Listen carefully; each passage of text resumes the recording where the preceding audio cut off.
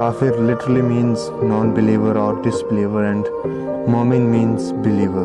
Keep that in mind and listen to this poetry. I hope in the end it makes some sense to you.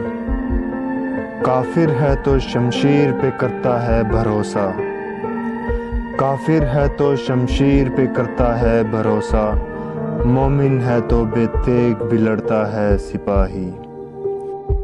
پوچھ اسے کہ مقبول ہے فطرت کی گواہی، تو صاحب منزل ہے یا بھٹکا ہوا راہی۔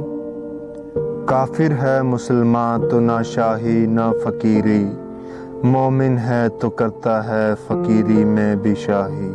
کافر ہے تو کرتا ہے شمشیر پہ بھروسہ، مومن ہے تو بے تیغ بھی لڑتا ہے سپاہی۔